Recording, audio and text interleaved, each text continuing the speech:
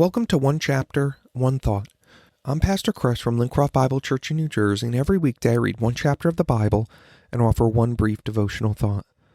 Today's reading is from the book of Genesis, chapter 23.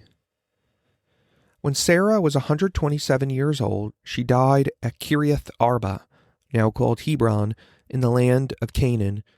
There Abraham mourned and wept for her. Then, leaving her body, he said to the Hittite elders, "Here I am, a stranger and a foreigner among you. Please sell me a piece of land so I can give my wife a proper burial." The Hittites replied to Abraham, "Listen, my lord, you are an honored prince among us. Choose the finest of our tombs and bury her there. No one here will refuse to help you in this way." Then Abraham bowed low before the Hittites and said, "Since you are willing to help me in this way, be so kind as to ask Ephron, son of Zohar, to let me buy his cave at Machpelah down at this end of his field. I will pay the full price in the presence of witnesses, so I'll have a permanent burial place for my family."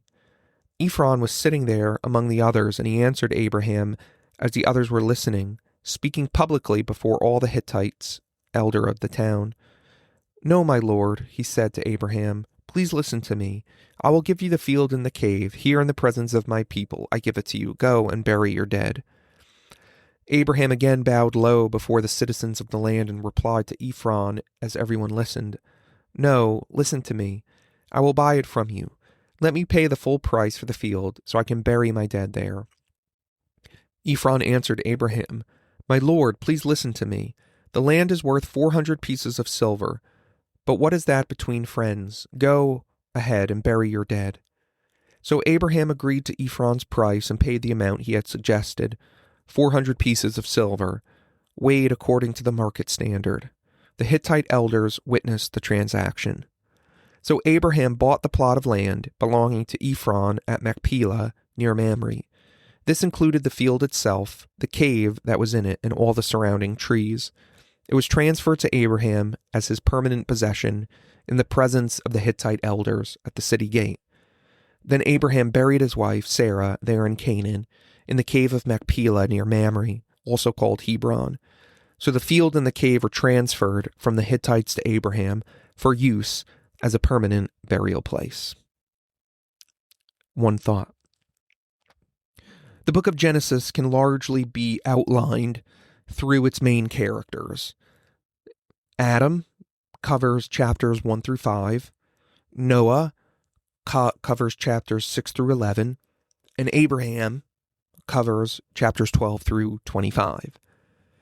Now, while most of the main characters are male, we find great homage paid to Sarah here, and she really stands out as one of the other major characters in the Abraham narrative. In Sarah, one commentator says that we meet a woman of heroic proportions, and I think that's an accurate assessment of her. Sarah definitely endured significant suffering. She had infertility throughout most of her life, really until 90 years old, and then God performed a miracle for her. She got trapped in a king's harem twice, if you remember back to Genesis chapter 12 and 20. Abraham lied to the kings of those lands, saying that Sarah was his sister, and so they took her into his harem of women.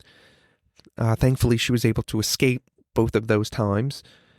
She also had significant relational conflict with Hagar, her personal servant, both in chapter 16 and then later on when Ishmael and Hagar were kicked out of the camp. And then, if you think about it, the previous chapter, she sees her husband leading her son off to be sacrificed. So, not an easy life for Sarah. And yet, she continued to persevere in her faith. She trusted God's promise, even though she doubted and she laughed to herself when God said, "You'll have a son."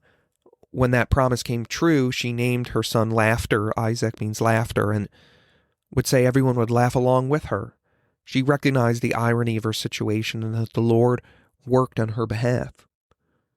She supported Abraham through all of the ups and downs of his life, through his triumphs of faith, trusting God to provide a sacrifice in the place of Isaac, as well as all the times that he messed up, whether he lied or was deceptive. And in this passage, we see Abraham's great love and honoring for Sarah as he goes and he purchases the cave at Machpelah to bury her.